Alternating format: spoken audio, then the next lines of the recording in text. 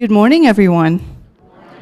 Welcome to Moravian Hall Square on this beautiful sunny, if not still yucky snowish day.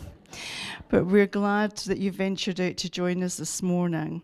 My name's Liz Brandle. Many of you know me. I am the Director of Marketing here at Morningstar Living, and I have the pleasure of welcoming you this morning.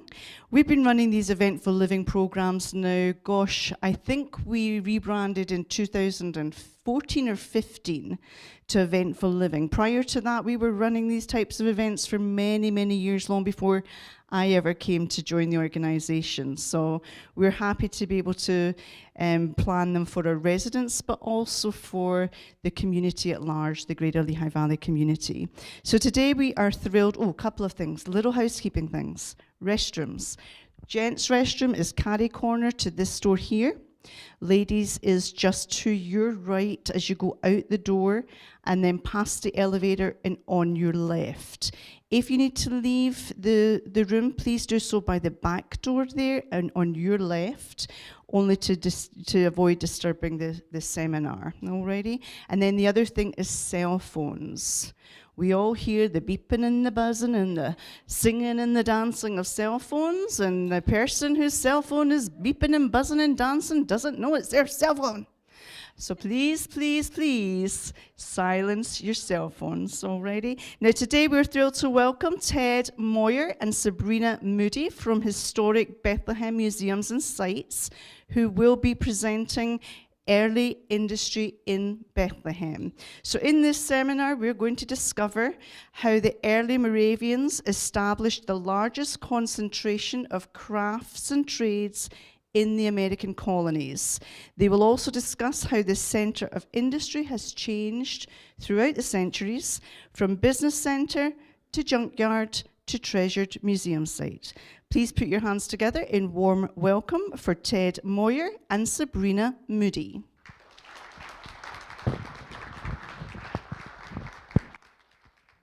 Good morning, everyone. Thank you very much. Thank you for having us here. As Liz said, my name is Ted Moyer. I'm the lead storyteller for Historic Bethlehem Museums and Sites. And my colleague here, the lovely Miss Sabrina Moody, is also a storyteller. She works in the museums and also does some of our tours as well. So I'm going to give you a little bit of background information here about the organization that we represent, and then I'm going to tell you a little bit about Bethlehem. Lovely Sabrina is going to give you some information about the founding of the town of Bethlehem, and then I'm going to take you on a virtual tour of the Colonial Industrial Quarter down there behind the Hotel Bethlehem, one of the earliest trade areas in the colonies. So to begin with,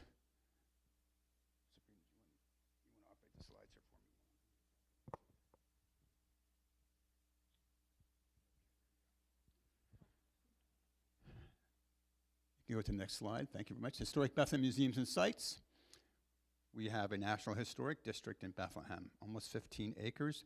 We control about 20 acres of property with 2 museums, 20 historic structures, 20 acres of land in total, 4 ruins, 7 gardens, an orchard, 70,000 plus artifacts, 3,000 volume libraries and archives, 10,000 photographs, and we have more than 65,000 visitors annually, including our education program with 3,000 school children here in Bethlehem.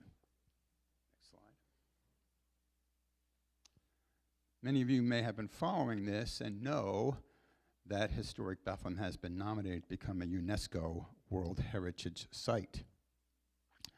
There are 2 World Heritage Sites in the state of Pennsylvania. Falling Water, which is a Frank Lloyd Wright house out in Laurel County outside of Pittsburgh, and Independence Hall in Philadelphia. There are 25 UNESCO World Heritage Sites in the United States, most of them the national parks, the Statue of Liberty. Bethlehem has been working on becoming a World Heritage Site for more than 20 years. It takes a long time. We had assessors out here last summer. We took them through all of our buildings. They wanted to see every historic structure in the National Historic District, top to bottom, basement to attic.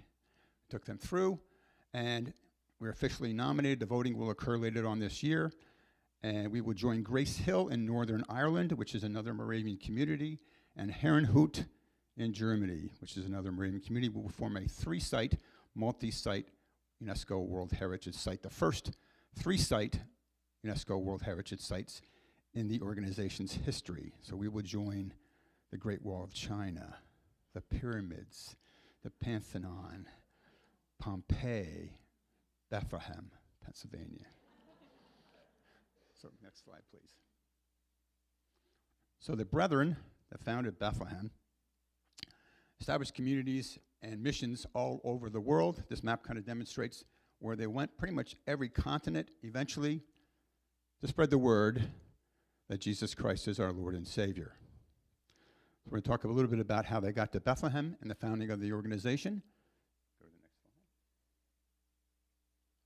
slide. And I will turn this over to Sister Sabrina, who will now tell you a little bit about the founding of the town of Bethlehem, Pennsylvania. So we must begin all the way back in 1415, thereabout. There was a man named Jan Hus. He gets burned at the stake for heresy because the Catholic Church did not like the fact that he was opposing the idea of having Mass completely in Latin. He believed that the people should have the language that they are native to be the language that was for the services and for the Bible. So, he was a Catholic priest himself, but again, the church didn't like the fact that he was opposing them.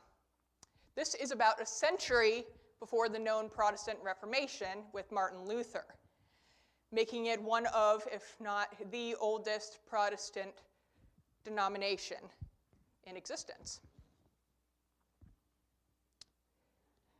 So the Moravians, they are called Moravians for the reason of most of them came from a region in what is now the Czech Republic known as Moravia. But they also came from places elsewhere, such as Bavaria in Germany as well. So, next slide, please. So then we get to Count Nicholas Ludwig von Zinzendorf. It's an excellent name, one of my favorites to say. He was a count, he was a Lutheran priest at the time. Now this is a couple centuries after Jan Hus and his followers. They had organized themselves together in about 1440s, 1450s, and eventually they were being hunted by the Catholic Church, and they had to go into hiding. However, Zinzendorf, being a count with a large amount of land, he provided this land for them so that they had a safe haven to go to and establish themselves without the risk of further persecution. Now this count, as you can see here, he lived in the area that he gave to the Moravians. The Moravians, who at the time were known as the Unitas Fratrum, or the Unity of the Brethren, this place became known as Herrenhut, which is the capital of the Moravian Church to this day. And it is the sort of, you could say, birthplace of the Moravian Church. And from this point, they were able to continue to expand, and they continued to grow all the way across Europe and eventually into the Americas with the goal of preaching to the indigenous peoples as well as the unreached Europeans who had come to the colonies. And so they ended up coming all the way across the Atlantic into Georgia, where they stayed for a while until the people of Georgia got really, really mad at them for the fact that they practiced pacifism and didn't want to help fight the Spaniards in Florida. So they eventually moved out of Georgia and up the East Coast to where they eventually arrived in a place that would be known as Nazareth, here. And the Moravians who had come up from Georgia, they stayed with a man named George Whitfield in his house. He was a Calvinist Anglican. Well, while they were staying here for the few months that they did, eventually they came to a bit of a disagreement, you could say, where he believed, George Whitefield believed, that everyone was already predestined to where they would go when they died. He believed in predestination very firmly and got very angry at the Moravians, who were free will thinkers, and essentially gave them the boot, and they had to leave by the springtime. Originally, he was going to kick them out immediately, but they protested, saying, hey, we have nowhere to go, it's the middle of winter, can we stay until the spring? And he eventually complied with this, but by the springtime, they had to leave. Now, when they did so, it takes, of course, a long time to send word across the ocean. So they sent word back to Herrenhut asking them for permission to have their own land to settle, if they could purchase 500 acres of land. They got impatient, however, and while they were waiting for a reply, it said that there was a group of 14. The men came down from Nazareth, marching with their axes on their shoulders in knee-deep snow, and they made it to what would eventually be the settlement of Bethlehem, and they started cutting down white oak trees. And these white oak trees they then took and they built what is the first house in 1741. 1741, we have Count Zinzendorf and his daughter Benigna, also a great name, Benigna von Zinzendorf. She and her father, they came to Bethlehem while they were here on a 14-month trip to the Americas. And they stayed in what was not the first house, but the second house, which is the Gemein House, if you want to go to that slide. The Gemein House, 1741. This was built almost immediately after the first house was built. And so they stayed in the house, but on Christmas Eve of 1741, Count Zinzendorf came down to the 14 settlers who were now in this first house. And this first house, it had the people living on one side, but on the other side, under the same roof, they had all of their animals. And so being inspired by this scene, Zinzendorf began singing a song called Jezus rufe mich, Jesus called out me. Perhaps some of you have heard of that song. And while he was singing it, he came to the chorus, and he sang, not Jerusalem, lowly Bethlehem. 'Twas that gave us Christ, not Jerusalem, lowly Bethlehem. And he then stood up and announced that I am christening this town Bethlehem. And that's how the town got its name on Christmas Eve of 1741. He was inspired by the Nativity and the fact that living under the same roof as their animals, it reminded him greatly of the scene. And so the Gemein House, this is a very, very interesting fact, is that the proportions of the Gemein House, it's 5 stories on the one side with a raised basement and 4 stories on the other, which is the addition that was added on later. This building is actually the same dimensions as Independence Hall, which is another World Heritage Site here in Pennsylvania. So same dimensions as Independence Hall. I'm ahead of myself. All right, so the Gemein House, as I said, was built in 1741. Everybody in the community would move into this building and live together with the women on one side and the men on the other. We do not fraternize with the opposite sex. It's very distracting until you are married, of course. Now, they practiced something called the general economy. The general economy essentially meant that everybody lived and worked together for one common goal, which was to serve the church, essentially. Missions was a big part of the Moravian Church. It still is a big part of the Moravian Church. Now, after the Gemein House, eventually you have a growth in population. Well, this growth in population essentially meant that the brothers, they needed to move out and have a larger place all to themselves, the single brothers particularly. And so they built another building. You can go to the single sister's house.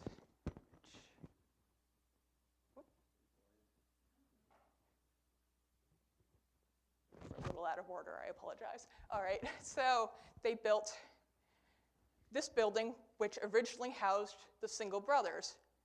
until the single sisters then needed their own place. And so they began to build in 1748, they began to build another building, which is the brothers' house, and they moved there, and I'll talk about that in a second. But the single sisters then moved into their house.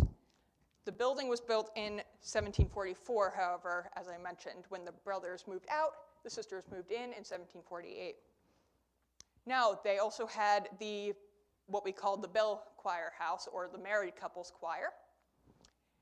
And we also had the widows and the widowers. They had their own eventually, and we also had the children's choir. Now, you might be wondering, what on earth is a choir? Well, it might sound like it would be musically inspired. They were very musical, however, that was not the reason why they called it choir. It comes from a German word chor, which essentially means assembly. And so the choirs, they organized the people by their gender, their age, and their marital status. So, you might notice that I'm wearing pink ribbons. Pink ribbons would indicate that I am a single sister. Each of the women's choirs, and we like to joke that this is an easy way to tell who's single or not for the gentlemen, is by identifying what color they're wearing. Again, I'm wearing pink, that's for the single sisters. If you were married, you would wear a blue ribbon. If you became a widow, you would change your ribbons to white. And if you were a child under the age of 16, 16 was considered the age of adulthood. So anyone under the age of 16 who was a girl, they would wear a red ribbon. Now there are some other interesting ones that came and went throughout the years and also indicated special status within the choirs, such as the dark purple ribbon that was indicative of the eldresses. Eldresses are very fascinating because they essentially were female leaders within the church. And you didn't have to be an adult necessarily to be an eldress. Any of the women's choirs had eldresses, including the children's choir. Most famously, we have a lady named Anna Nitschmann. You might have heard her name. She is very, very well known within the history of the Moravian Church. She became an eldress at the age of 14 and was an eldress within her children's choir, or the girls' children's choir. And eldresses essentially could lead church services within their choirs as well. And we will go back to the single brothers' house, if you will. Thank you kindly. Whoop, there we go. Single brothers' house. Again, the single brothers moved in 1748. This building is now a part of Moravian University. Once Moravian College, of course. The school was founded by Benigna von Zinzendorf in 1742, not long after Bethlehem was founded. Of course, the building wasn't originally part of the school, but it is now. Now, Benigna, she was 16 years old when she founded the school. It was a girls' boarding school originally, and it was first founded in Germantown, outside of Philadelphia. But eventually, they moved it up here to Bethlehem, and it moved around a couple of times, but eventually settled permanently in Bethlehem. And it remained in Bethlehem here as strictly a girls' school until they decided that, well, we should also teach the boys. And so they created a second school that was now the North Campus of Moravian University. And the school wouldn't combine into one institution until 1952. So it took a few centuries for it to come together to become what we know as Moravian College, Moravian University. Another fun story about this is that the Moravians, they, as pacifists, didn't actively participate in war. However, when George Washington had his men who were injured, he heard that they have doctors here in Bethlehem, and actual certified school-educated doctors, and not just people saying they were doctors who were giving them God knows what. So he heard that they had doctors up in Bethlehem, and so he decided that he wanted the best care for his injured men, and twice the Brethren House became a hospital for these injured soldiers. Now, it was said that what I'm wearing here is called the Schnippelhaube, one of my favorite things. Schnippelhaube essentially translates to beak hat. The men who were staying at the hospital here, when they saw the women and their pointed caps, they started quacking at them and calling them ducks. So a little mean, also kind of funny. I probably would have laughed if I got quacked at. So twice it was a hospital. A lot of men died here. They didn't know how many until they found a mass grave, actually, where the highway now is. And there is a memorial placard on the side of the Brethren's house to commemorate these lost soldiers. And if you're interested, we have our silk exhibit. I'm going to pitch this for you. We have our wonderful silk exhibit still going on. They once had a silk-producing farm, you could say, in the Brethren's house. So if you want to learn more about the history of silk in Bethlehem and how the Brethren's house particularly played into that, I highly recommend coming around for our silk tours. It's across 3 different locations. We have the Gemein House, as I just mentioned, which is the Moravian Museum. We have the Kemmerer Museum of Decorative Arts, and we also have a partnership with the National Museum of Industrial History down on the south side as well, but I highly recommend that tour. All right.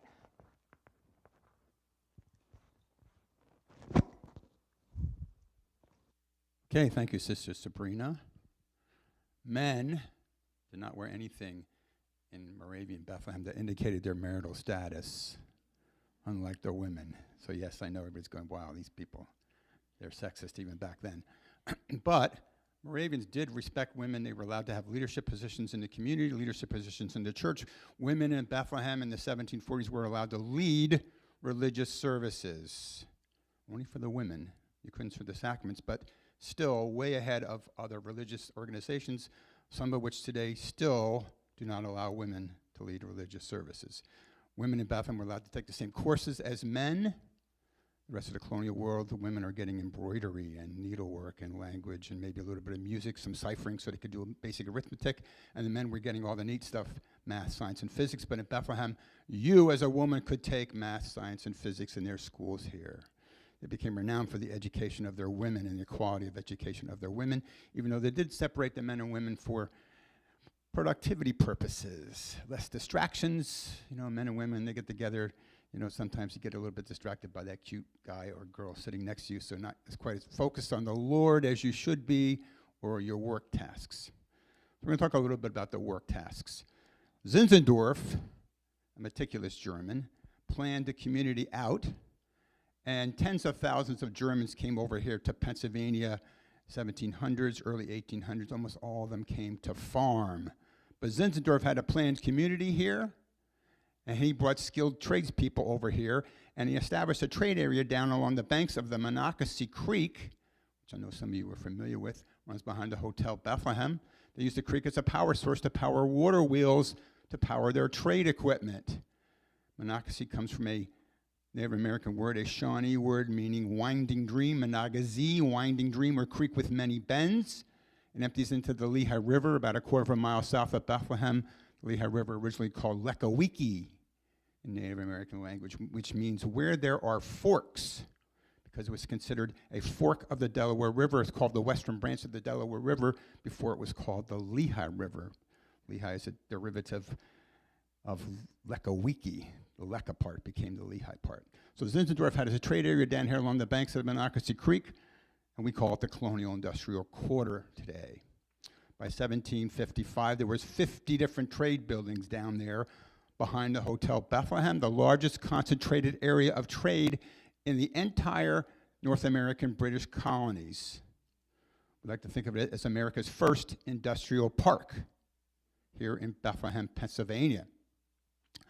A lot of the buildings are no longer there. I'm going to walk you through. I'm going to give you a virtual tour of the Colonial Industrial Quarter now, which we do a tour of. So, Sister Sabrina, you want to move to the next slide? First stop, the smithy shop. Really good first stop because the smithy was very integral to every early American community. Almost every household, every building in town or in a building in the community had something from the smithy shop. Nails, locks, hinges, everything you can imagine, tools to do your work, all kinds of things that was necessary to maintain the community, all made at the smithy shop. The first smithy shop in Bethlehem was a log structure in 1743. In 1750, they erected a one-story limestone building, like the first floor of that structure. And then 1761, they added a second floor. And then even in 1763, they added a third northern annex for the gunsmith. So by 1763, you have 5 different smithies working out of the smithy shop: blacksmith, locksmith, tinsmith, nailsmith, and gunsmith, all operating out of the 5 forges in that building. By 1790s, the only smithy left was the blacksmith. The other smithies have been pretty much put out of business because it became cheaper to import stuff from Europe and get it from New York and Philadelphia, then have it made in Bethlehem. So they're making mostly horseshoes. Just as an aside, somebody you might recognize from American history, a gentleman by the name of Benjamin Franklin came to Bethlehem twice, 1755 and again in 1756, and he needed to have his horses' shoes changed, so he got a tire rotation at the smithy shop here in Bethlehem. By the 1820s, the only smithy left, the blacksmith, is gone. It's a residential building, a commercial building, and then during the Depression, the Works Progress Administration of the Roosevelt government tore down the original smithy shop because it was structurally unsound. And the smithy shop you see in this photograph was built in 2004 on its original foundation.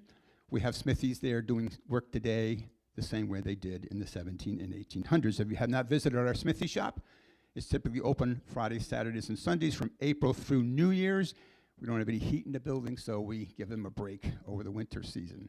You can go there, you can take Blacksmithing 101 in our smithy shop, learn how to be an apprentice blacksmith, show off your talents to the people coming to visit the town. It's free to visit the smithy shop, so I encourage you all to take an opportunity to go in there.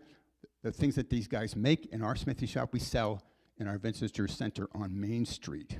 So this is one of the only large limestone structures in the historic district that is not an original building. This is a recreation of the building. So we're going to move to the next slide.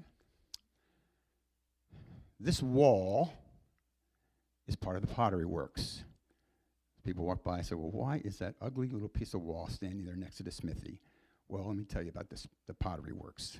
1749, they created a pottery works there to make earthenware pottery, bowls, plates, cups, saucers, jugs out of clay, 12 wagon loads of clay per day that they used to make pottery that was used by the community.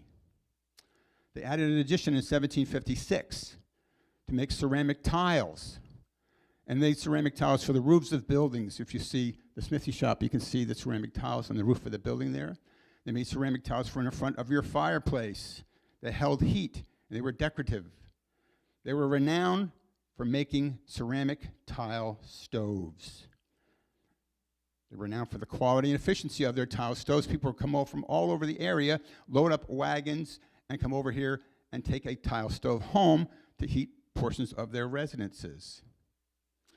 Now, as I told you, one of our visitors, Benjamin Franklin, in one of his visits, he stays above the Horsefield House up on Market Street in Bethlehem across from God's Acre Cemetery. And they had a store there where folks like you visiting Bethlehem could do some shopping. It was called the Stranger's Store, because if you're not a member of the church, you're a stranger. And you could select from 200 items there, starting in 1753. 180 of those items were made by the skilled tradespeople here in Bethlehem at the time. 20 items made by the Native Americans that they were taking care of, bowls, baskets, and brooms. You could do a lot of your shopping at the Stranger's Store. That's the first store in Bethlehem. That's why that street it's on is called Market Street. Above the store, there was guest rooms, and Benjamin Franklin stayed in those guest rooms. They were heated by a stove made by the Brethren, a tile stove. Now, Franklin, as you might know, knows something about stoves. The Franklin stove he invented in 1741, and he is quoted as saying that stoves made by the Brethren in Bethlehem are so efficient you can take off all of your clothes in January and still perspire. Now, for those of you who know Franklin, He disrobed frequently. Yes, he slept in the nude with the windows open even in the wintertime. Now, one of the visitors we also had to Bethlehem, John Adams, spent some time with Franklin on some of his travels. John Adams did a lot of recalling of the things that he saw in his travels, wrote them in journals and letters he sent to his wife, Abigail. And he said, you know, I'm spending an evening with Mr. Franklin. In the middle of the night, I wake up to a very, very, very cold chill. And I see that the windows are open. I get out of bed, leave my warm, comfortable bed to close the windows. Go back to my bed, return to the warmth of my comforter, and doesn't that crazy Franklin get out of bed and open up the windows again, and he's naked. So he tells Abigail, I doubt if I will ever spend another evening with this gentleman. Don't blame him for that. Now, we also know, for those of you who follow Franklin, he had a little bit of a penchant for dealing with the ladies, so there was times that he might have disrobed for recreational purposes as well. Now, the pottery works was enclosed. Eventually, after the pottery works ended, moved into the colonial industrial quarter, 1767. It became the home of the widowers. Then in the late 1800s, it was enclosed in a brownstone townhouse building. In 1960s, that townhouse was torn down as part of urban renewal, and during the demolition, they came upon this architecture and realized this is not from the late 1800s. No one had told them that they had built the brownstone right around the pottery works. So all they could save us was this one standing piece of wall of our pottery works. Go to the next slide. Sister Sabrina talked about the single brother's house. We're going back and forth, men and women, men and women, men and women. Single brother's house. Trade was also conducted in the single brother's house. Men of 16 years of age or older lived in the single brother's house, and they conducted trades there as well as their living quarters. The church is providing everybody with everything during the commune period, which was called the general economy, 1741 to 1762.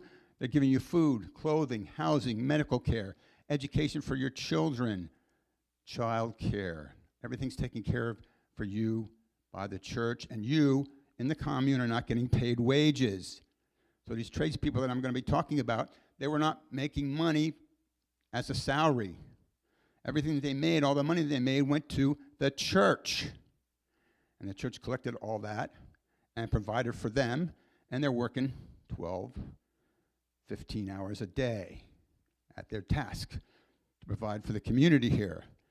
The single men lived in this building, had trades in this building, a saddlery, making saddles, a tailor, a cobbler making shoes, a brewery. Yes, the brethren did drink. Those pious Moravians, beer, hard cider, and wine, part of the culture they had brought over from Europe where the water was polluted. Everybody's drinking alcoholic beverages because alcohol kills bacteria in the water. Beer was considered a food source. It was called liquid bread. It had nutritional value, which is what I keep telling my wife when I'm watching Eagles football games. And I'm just getting nutritional value out of my beer. So they have a brewery here. They're making beer for people to consume in the community, controlled by the church, kind of like the state stores in Pennsylvania, only it was the church this time controlling alcohol consumption. So there's a brewery here. There's a bakery in this building, a brass works, and a bell maker, all being taken care of in this building. A little herb garden behind it, where they grew medicinal herbs and plants for consumption as well. They also had a hattery next to the pottery works where they made headgear for the men and the women as well. A lot of schnepperhaubes needed to be made, a lot of wide brims hats for the men as well, and the hattery. Go to the next slide. The single sisters, also very industrious women. And in their building, they did embroidery, needlework, spinning, weaving, and as Sister Sabrina talked about, we had a silk industry here. Starting in 1752, there was a silk cocoonery in the attic of the single brother's house, and the ladies were making silk stockings and silk garments. George Washington bought a pair of silk stockings for his wife when he visited Bethlehem in 1782.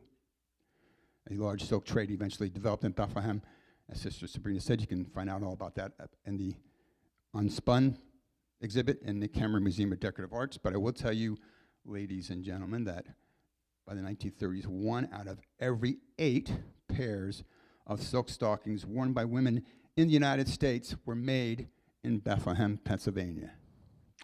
Big silk trade. So let's go to the next slide.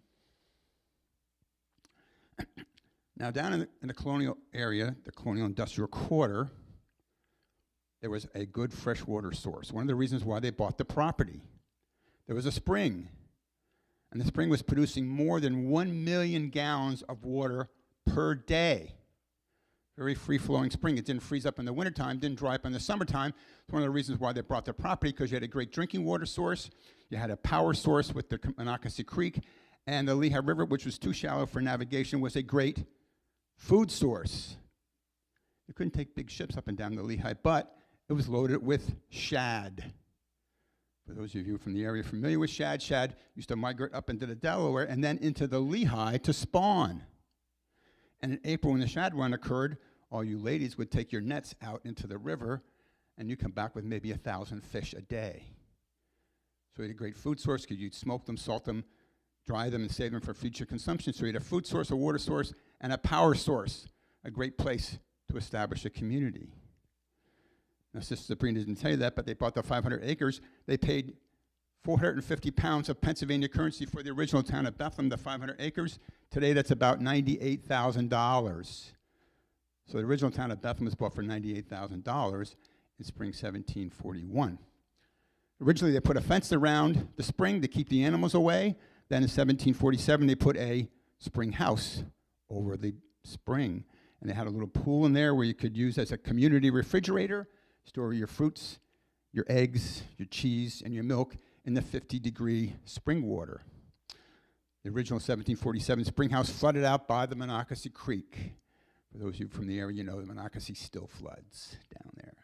And it did flood back then, flooded out the original spring house. 1762, they built another spring house represented here, representation of the 1762 spring house.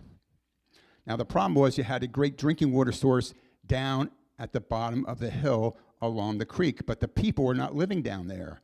Zinzendorf put the choir buildings all the way up on the hill behind where the Central Moravian Church is, so it's quite a distance.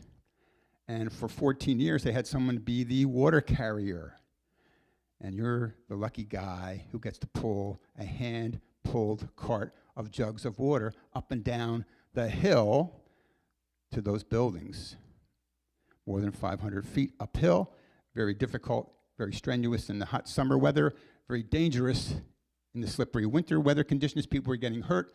And after 14 years, they decided, we're going to do something better than this. We can't convince anybody anymore to be the water carrier. No one will do that job. They happen to have a Danish wheelwright here by the name of Hans Christoph Christensen, and he had come over here with some plans to create a pumping station to pump the spring water up to the residential buildings. Next slide. So using the Monocacy Creek as a power source, they created a water wheel, an 18-foot undershot water wheel that powered this gear system here. And these gears powered 3 single-action cast iron pumps made by Adolphus Jordy and Stephen Bloom, who were the smithies in the smithy shop in Bethlehem at that time. And those pumps would pull water up out of the reservoir or the cistern underneath the building. The brethren dug a ditch from the spring house over to the waterworks building, which was initially a log structure, and they stored the spring water in that cistern.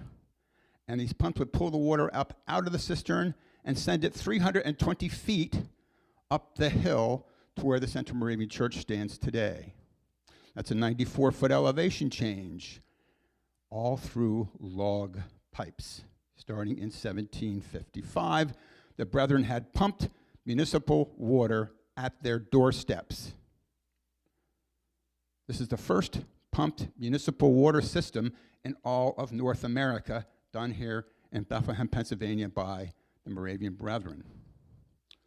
There's a holding tank where the church is, and they distribute the water by gravity to the residential buildings, to the cisterns. You had pumped spring water right at your doorstep, 1755, if you lived in Bethlehem, Pennsylvania. 1762, they took down the log building. They upgraded the structure to a 24 by 24 limestone building. And that's the next slide, I believe. And that is the 1762 Waterworks building, a National Historic Landmark, one of two National Historic Landmarks in our National Historic Landmark District. The other is, as I told you, the Gemeinhaus or Community House, which is now the Moravian Museum of Bethlehem. The structure is also a civil engineering landmark. You can go inside there. You can see this wheel that I showed you earlier. Runs on electricity now. It's a restored wheel. You can see how the gears work. We don't pump any water anymore. But you can see the level of the pipe that took the water up to the reservoir. And you can see a plexiglass model in there done by Bucknell University engineering students in 2000 that shows you how the water flows. Really neat place to visit. We have some of the original 1750s pipes that they used. They used oak and hemlock with a 12-inch heart and a 4-inch center bore, yellow pine and pitch pine. The pipes would last between 20 and 30 years. Log pipes. They started using lead to cover up the cracks in the log pipes 1786, and eventually 1813 did away with all the logs, and they went to cast iron in 1813. They pumped out of this building until 1832. Then they moved it to another structure. Became a residential building for a while, then a commercial building, restored it in the 1970s to what it is today. You can see this building as part of our Colonial Industrial Quarter tour. Go to the next slide. Across from the waterworks was the linseed oil mill. First one, 1745, flooded out by that Monocacy Water Creek in 1747. Another one was built, a limestone structure, 1765. And in that building, they grind up flaxseed into linseed oil, which had multiple purposes back then. Used it for nutrition. It was a nutritional supplement. You could use it for polish. You could use it as a lubricant. They also pounded hemp to make it soft. You could make rope out of it. And they also had mechanisms that ground up bark, oak bark, into powder that they used in the tannery as well. So the linseed oil mill, built in 1765, stood there across from the waterworks until the 1930s, 1940s, and it was torn down again by the Works Progress Administration during the Depression because it was structurally unsound. We have a place there where you can examine the site of the linseed oil mill down in the Colonial Industrial Quarter. It had two undershot water wheels that went directly into the Monocacy Creek to power the mechanisms that did the work in there. Eventually, 1868, they put steam engines in there to pump the water because they moved the pumping system for the water into this building in 1832, and they put steam engines in there to pump the water.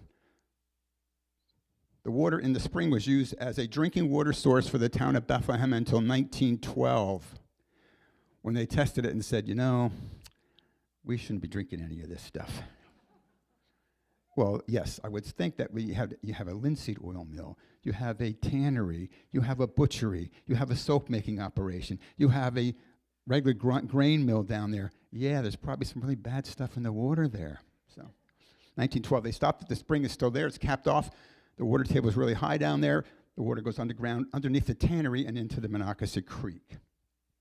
Next slide. Now, this building is not there any longer, but it's a really interesting structure, so I want to tell you about this building. Now, the building here, I'm going to point to this for you folks. This is the spring house that I showed you earlier. Some renovations were done on it, but that's the spring house.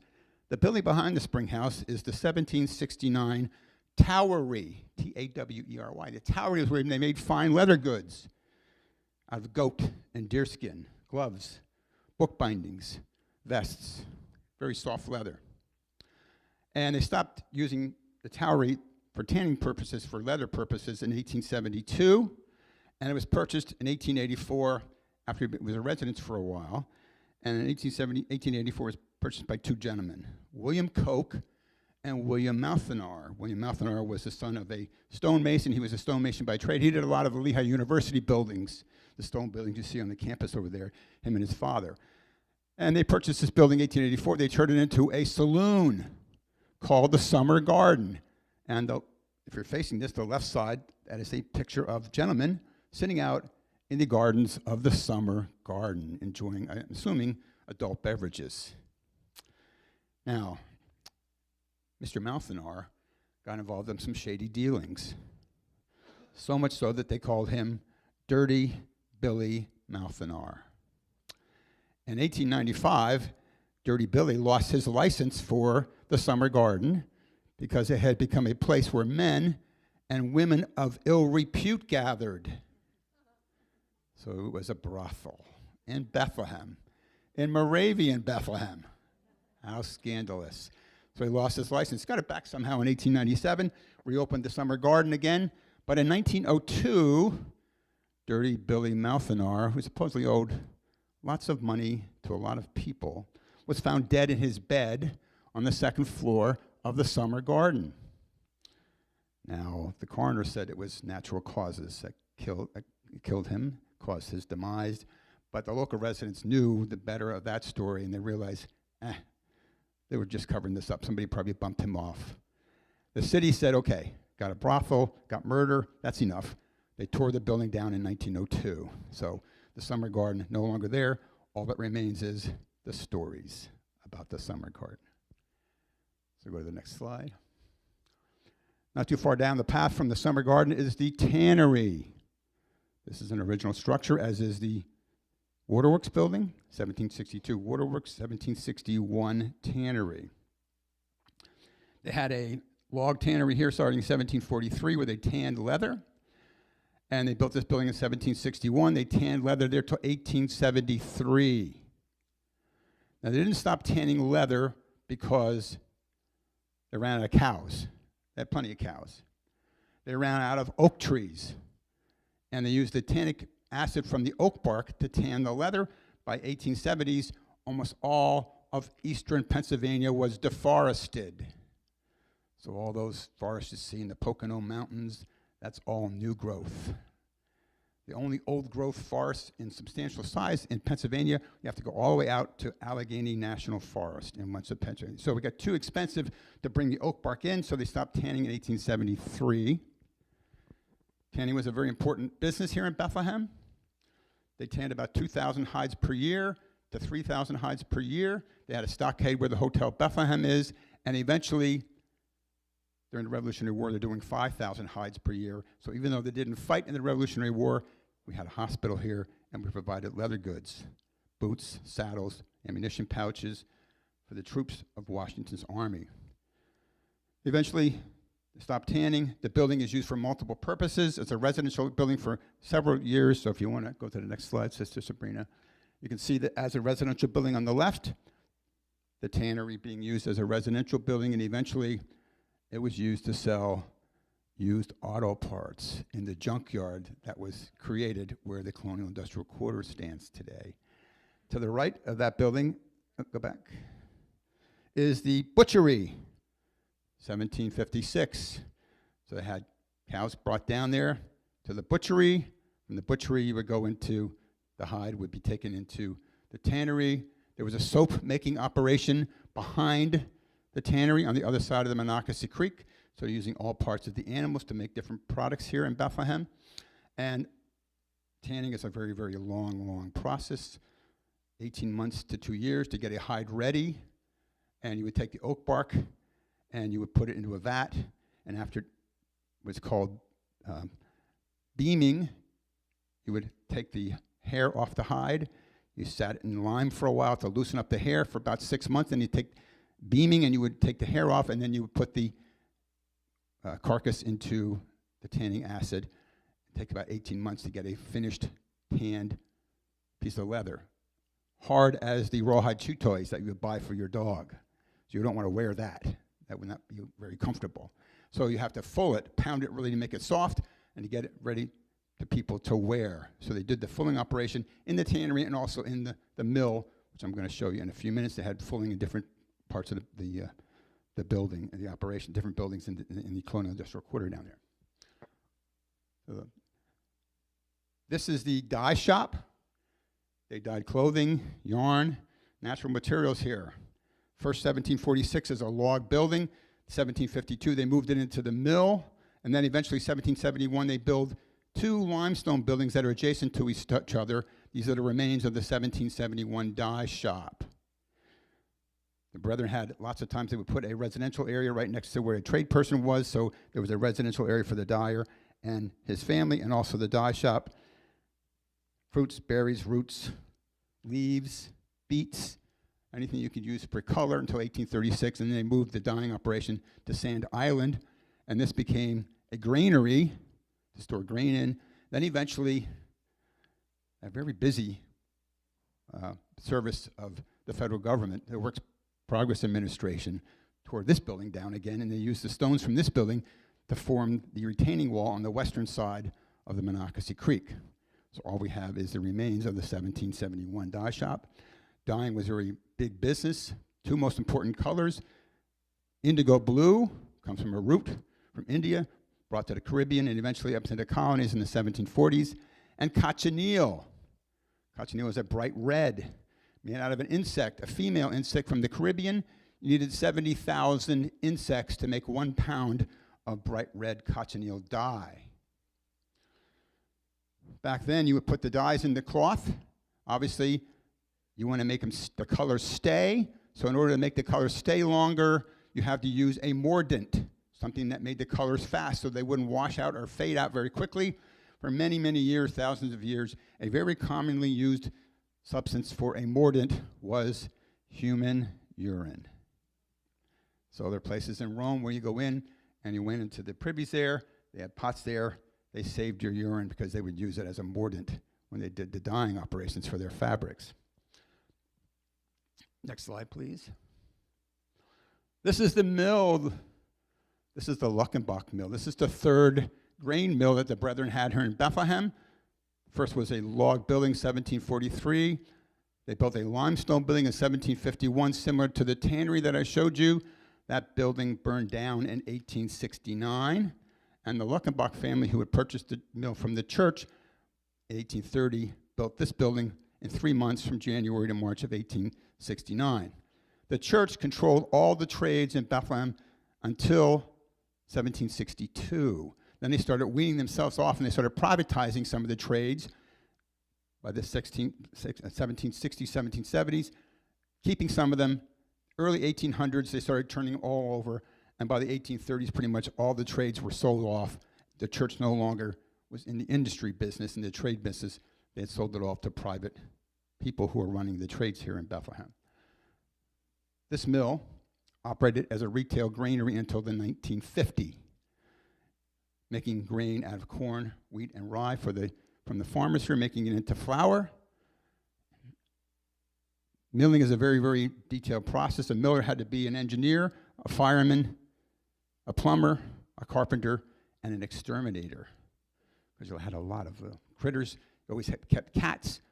The friction from the mill grindstones would cause a lot of heat, so you had to be ready to put out fires. So we always had buckets there to be able to put out fires. You had to be a really talented guy to be a miller. Now the stones that created the grinding, to grind up the grain into flour, had to be refinished every couple years. And the person that did that used an iron chisel, and they were called dressers. And when you did that work, a dresser would get little pieces of stone in his fingers. That was called metal. And it would stick in your fingers. You couldn't get it out. So in order to show your experience as a dresser, you had to show your metal. Now, the miller, very talented guy, didn't have a lot of technical assistance. And in order to test the flour, to make sure that the consistency was right before he sold it to the farmer, he would take a bunch of flour in his hand and rub it between his thumb and his forefinger, and he would use the rule of thumb to determine the consistency of the flour in the mill. The last thing I'm going to talk about, before we go back to that, you can see the miller's house. Go right there. A little porch, a little portico there on the miller's house, so the miller could come right into the mill. The miller's house still stands there. We haven't been able to be in there for many, many years, since the 80s. It's very unstable. This is our current fundraising project. We are restoring the miller's house. The first portion, 1784, the upstairs, 1834. And we are restoring that and putting an educational center in there so we can come and visit the colonial industrial quarter, learn all about the things that I've told you about. We're going to bring lots of school children in there to give them an education about the largest industrial area in the colonies in Bethlehem, Pennsylvania. So, thank you very much, folks. I encourage you to check out our website, historicbethlehem.org. You can find out all the details about all the tours that we do. We do 14 different tours on the north side of town. We have all kinds of wonderful and very magical Christmas activities for everybody in Bethlehem, the Christmas city. We have some brochures up here for you to take out and look at some of our tours that are available and the information about how you can find out about those. So we appreciate the opportunity to come and share some of our amazing, very unique history with you folks, as you have in Nazareth as well, which, as you know, was a Moravian community at some point. So thank you again. Sister Sabrina, thank you, and thank you, Liz. Thank you. What a fascinating seminar. That was really interesting. I know that we've had a group of residents who have been down to visit the Kemmerer Museum, and I think we're working with our fun and engagement ladies to see if we cannot have another visit down there to see one of the other museum sites, hopefully in the very, very near future. Now, do you have a moment for some questions, if anybody has any questions? Now, if you have a question, if you wait for me to run to you with the microphone. Already? In the lovely blue sweater. Oh, I'm sorry. The building that the women stayed in. The Single Sisters house. Yes, the Single Sisters. What street is that on? I That's can't. on Church Street.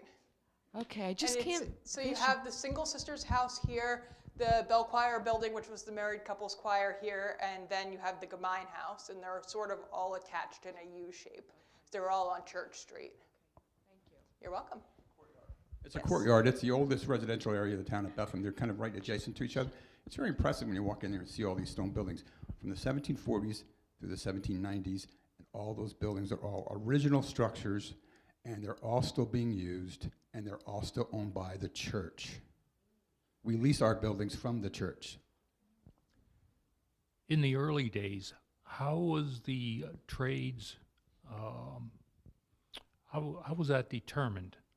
The young men, was it based on the church's needs, or did they have a say into what trade they wanted to go into?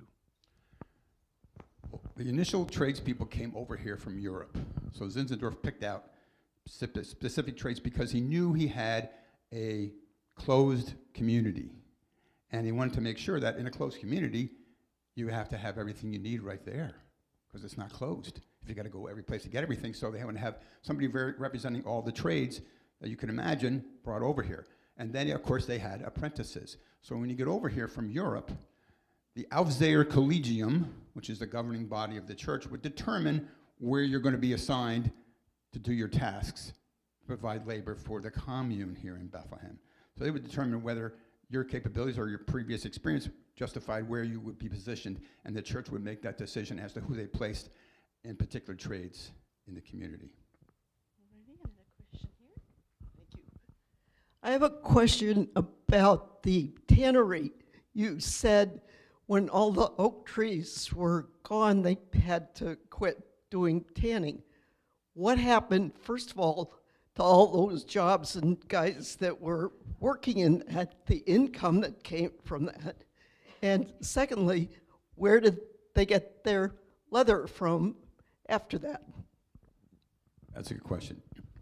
Well, obviously, that has been privatized by the time it closed down. So the church was no longer in the tanning business after 1829. They had sold the tannery to a private concern, and they were operating the tannery. So by the time the tannery closed in 1873, the church was no longer in the tanning business. So that guy, like any other people, he probably laid off his staff. There were still other tanneries operating in the area. Maybe some of them went to where they went and got jobs there. And of course, there was lots of places you could get by 1873. Leather was being imported from all over the country and even from Europe, so you could get it here, even in Bethlehem by then. Bethlehem was a typical community. The closed community ended in 1845, so Bethlehem became a commonwealth, a community of the Commonwealth of Pennsylvania, a municipality, and then the town grew, and by the 1870s, we had the Steel Corporation in there, starting as a Bethlehem Iron Company, and so goods were available pretty much every place from all over the country, being brought into Philadelphia, New York, and then to Bethlehem, or even from Europe coming over here. So you had availability of a lot of products. And that's one of the reasons why the trades went away here, is because they couldn't compete with the trades that were being created in Europe, which were mechanized very early and being able to produce things at a much cheaper cost. So you could buy it much more cheaply than you could buy it if it was made here in Bethlehem. Do you have any history on how the Moravian leaders worked the relationship with them and Bethlehem Steel Corporation? Bethlehem Steel started as Saucony Iron in 1857, became Bethlehem Iron in 1861, and then Bethlehem Steel in 1899. There were Moravians who were working in those trades, in those industries. They were members of the church, but the church was not directly involved in those industries. They were completely private and run by some of the industries that Brass works over there, run by some people who were involved in the Moravian church, but they weren't necessarily, was not owned by the church. So the church really wasn't in the steel making business. Okay, another question? Were there any thoughts of moving the industrial area when all this flooding was seen? I mean, it's been right along. It continues today. You're right. It does continue today. I was a student at Moravian University, commuter, having to park right next to the river. There were many times we had to run down the hill and miss part of class to go move our cars out of the way because it was flooding. Yeah. So yes, it is definitely still a problem. And I think, like I said, they used the creek as a power source to power their water wheels. So, you had to, 6 of one, half dozen of another. Do you want to try to move it someplace where you could use water for power source? You'd be just at risk of the same things. So any place that we're using water as a power source, you had the flooding to deal with.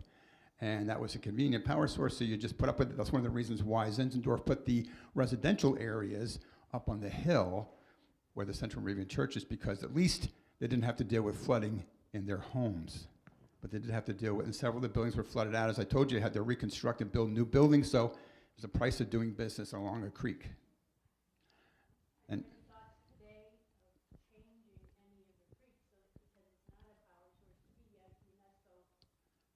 yes. There's a concern. I'm not involved at that level of negotiations. In order to alleviate that flooding down there, just from my experience, it would be millions and millions of dollars to alleviate that flooding down there, because there is a wall, retaining wall, along the Monocacy Creek that starts at Union Boulevard and comes all the way down, going south from Union Boulevard along the creek until it gets to right where the tannery is, or the mill rather. And then there's no longer walls there anymore. So that's the floodplain. And you would have to continue those walls all the way down to the Lehigh River in order to contain that water. Again, you're talking millions and millions of dollars in a National Historic District. So I know there's been talks about it. There's been engineers brought in to look at it, but I don't know who's going to fund it or where they get the money for it to do that, because it would require federal involvement, state involvement, local involvement to pull all the money together to resolve that water thing. But you're right. We get flooding in those buildings. Anytime that creek floods, the tannery floods, it gets into the mill, the waterworks floods. We got to go clean it up periodically during that time. But right now, there isn't a specific plan in place or the funding to resolve that problem, but I wish there was. Good question, thank you. Yeah, this is kind of a different question, but growing up in the area, there was folklore that there were secret tunnels under, going from the Sun Inn to Hotel Bethlehem, maybe up in that area. Just curious, was any of that true, or was that anything discoverable in recent years? I've heard those stories many, many, many times. I don't know of anything that was discovered that's been recorded, but there are a lot of stories about that. I'm assuming there would have been some tunnels, because it makes it much more convenient to go to different parts of town if you could go through a tunnel. There is a tunnel. There is one tunnel that I know of. Yes. That goes from where the pottery wall is. You eventually walk down that little path there, and you can go to the tunnel underneath the Hill Bridge, but that's pretty recent. But other than that, unless you know of some tunnels. From what I understand, I was told before I had gone to Moravian University that there is a tunnel from the basement of the Brethren's house that leads out to the river. And they know that because there's the entrance is all bricked up in the basement there. But yeah, it was said that they stored a bunch of, like the other places where they stored what we would refrigerate, because it was cold down in the tunnel there. But yeah, there were also, the rumors of, there's tunnels so we can escape if the event of a Native American attack or whatever other attacks might, come their way, since who knows what can So we have a lot of happen. stories, a lot of rumors, a lot of potential, but we don't have anything architecturally preserved to tell us where tunnels were or where they went to. Right. Alrighty, we have one more question. About 20 years ago, I worked for a company that was based in Winston-Salem, North Carolina. And I was surprised at the concentration of the Moravian religion in that area. For example, the first women's college was Salem College. Are there other areas within the colonies or within the U.S. where the Moravians did exactly or similar to what went on in Bethlehem? Yes. Lidditz is a Moravian community, for those of you familiar with that. The largest example other than Bethlehem is Old Salem. The Brethren here in Bethlehem went down to Old Salem in 1756. Part of their missionary work, they established a community down there that was initially called Wachovia, by the way. Now it's Old Salem, very similar to Bethlehem, a lot of large stone buildings, single brothers, single sisters, a little bit more concentrated, not as commercial as Bethlehem is. There are about 50,000 Moravians in the United States today. 30,000 of them are in Winston-Salem, Raleigh-Durham, the Carolina area. So 30,000 to 50,000 Moravians in the world, in the United States, are down there.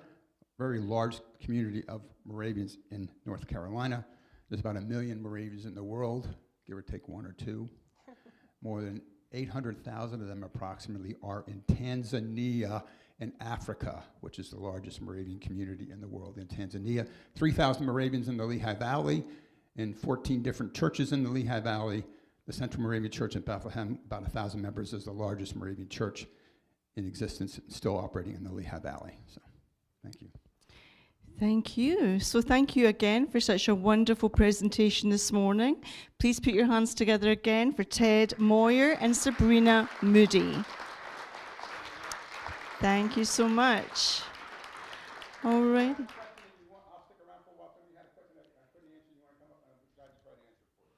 Okay, and they've also left some brochures here about the historical sites. Please feel free to pick one up.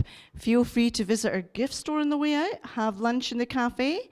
And also, if you had signed up for the Birds of Prey seminar in January, you will have received an email, I think yesterday, saying that that has been rescheduled. I have transferred your reservation to the new date, which is on Wednesday, April 3rd. So it is a different day from those normal seminars.